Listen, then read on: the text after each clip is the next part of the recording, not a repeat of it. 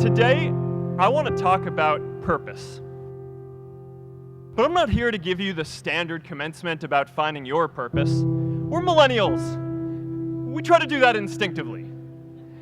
Instead, I'm here to tell you that finding your purpose isn't enough. The challenge for our generation is to create a world where everyone has a sense of purpose. Purpose is that feeling that you are a part of something bigger than yourself, that you are needed, and that you have something better ahead to work for. Purpose is what creates true happiness. And today, I want to talk about 3 ways that we can create a world where everyone has a sense of purpose. By taking on big, meaningful projects together, by redefining equality so everyone has the freedom to pursue their purpose, and by building community all across the world. So first, let's take on big, meaningful projects. Our generation is going to have to deal with tens of millions of jobs replaced by automation like self-driving cars and trucks. But we have the potential to do so much more than that. Every generation has its defining works. More than 300,000 people worked to put that man on the moon, including that janitor. Millions of volunteers immunized children around the world against polio, and millions of more people built the Hoover Dam and other great projects. And now it's our generation's turn to do great things. Now I know, maybe you're thinking, I don't know how to build a dam. I don't know how to get 1 million people involved in anything. Well, let me tell you a secret. No one does when they begin. Ideas don't come out fully formed. They only become clear as you work on them. You just have to get started. If I had to know everything about connecting people before I got started, I never would have built Facebook.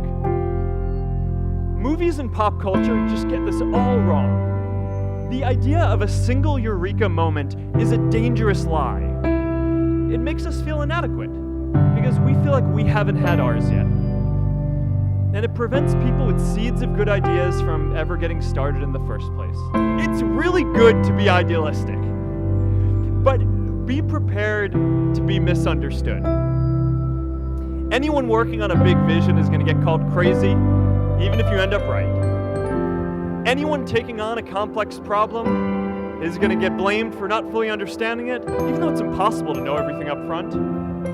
Anyone taking initiative will always get criticized for moving too fast because there's always someone who wants to slow you down. In our society, we often don't take on big things because we're so afraid of making mistakes that we ignore all the things wrong today if we do nothing.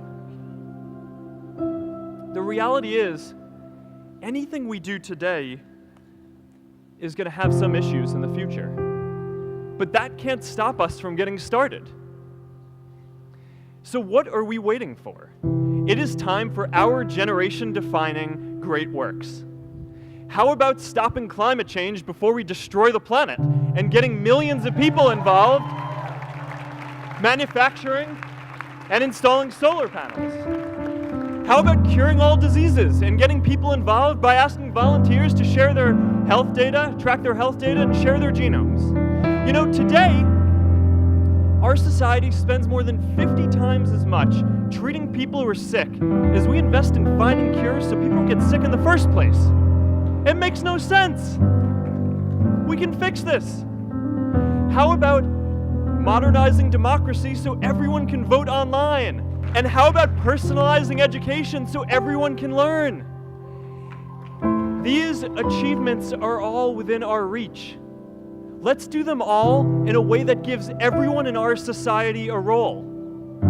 Let's do big things, not just to create progress, but to create purpose. So taking on big, meaningful projects together is the first thing we can do to create a world where everyone has a sense of purpose. The second is redefining our idea of equality so everyone has the freedom to pursue their purpose. Now, many of our parents had stable jobs throughout their careers, but in our generation, we're all a little entrepreneurial, whether we're starting our own projects or finding our role in another one. And, that's great, because our culture of entrepreneurship is how we create so much progress. An entrepreneurial culture thrives when it is easy to try lots of new ideas. Facebook wasn't the first thing I built. I also built chat systems and games, study tools and music players, and I'm not alone. J.K. Rowling got rejected 12 times before she finally wrote and published Harry Potter. Even Beyoncé had to make hundreds of songs to get Halo. The greatest successes come from having the freedom to fail. Now, today, we have a level of wealth inequality that hurts everyone. When you don't have the freedom to take your idea and turn it into a historic enterprise, we all lose. And right now, today, our society is way over-indexed on rewarding people when they're successful, and we don't do nearly enough to make sure that everyone can take lots of different shots. Now, let's face it, there is something wrong with our system when I can leave here and make billions of dollars in 10 years, while millions of students can't even afford to pay off their loans, let alone start a business. Look, I know a lot of entrepreneurs, and I don't know a single person who gave up on starting a business because they were worried they might not make enough money. But I know too many people who haven't had the chance to pursue their dreams because they didn't have a cushion to fall back on if they failed. We all know you don't get successful just by having a good idea or working hard. You get successful by being lucky too. If I had to support my family growing up instead of having the time to learn how to code, if I didn't know that I was going to be fine if Facebook didn't work out, then I wouldn't be standing up here today. And if we're honest, we all know how much luck we've had to get to this point in our lives. Every generation expands its definition of equality. Previous generations fought for the vote and civil rights. They had the New Deal and Great Society. And now it's time for our generation to define a new social contract. We should have a society that measures progress not just by economic metrics like GDP, but by how many of us have a role we find meaningful. We should explore ideas like universal basic income to make sure that everyone has a cushion to try new ideas. We're all going to change jobs and roles many times, so we need affordable childcare to get to work and healthcare that's not tied to just one employer. And we're all going to make mistakes.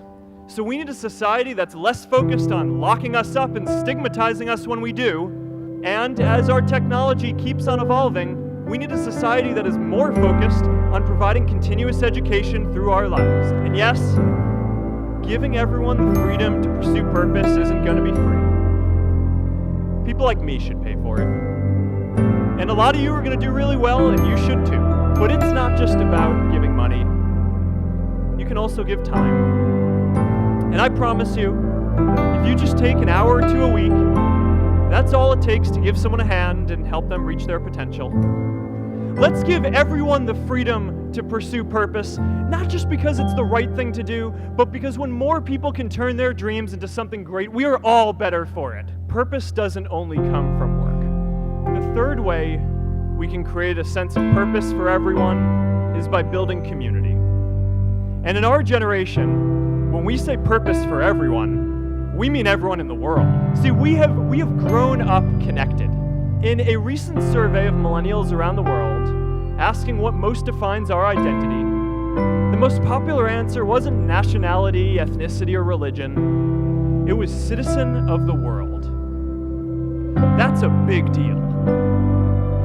Every generation expands the circle of people we consider one of us. And in our generation, that now includes the whole world. We understand that the great arc of human history bends towards people coming together in ever greater numbers, from tribes to cities to nations, to achieve things that we could not on our own. We get that our greatest opportunities are now global. We can be the generation that ends poverty, that ends disease, and we get that our greatest challenges need global responses too.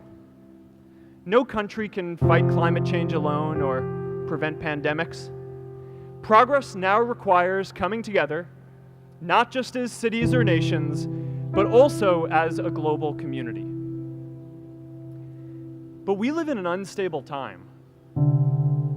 There are people left behind by globalization across the whole world. And it's tough to care about people in other places when we don't first feel good about our lives here at home. There's pressure to turn inwards. This is the struggle of our time. The forces of freedom, openness, and global community against the forces of authoritarianism, isolationism, and nationalism.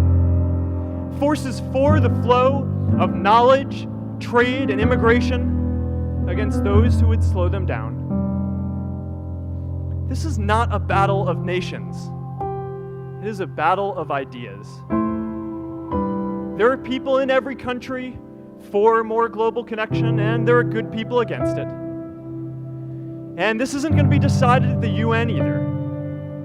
It's going to happen at the local level when enough of us feel a sense of purpose and stability in our own lives that we can start to open up and care about everyone else too. And the best way to do that is to start building local communities right now. Change starts local. Even global change starts small with people like us. In our generation, the struggle of whether we connect more, whether we achieve our greatest opportunities, comes down to this: your ability to build communities and create a world where every single person has a sense of purpose.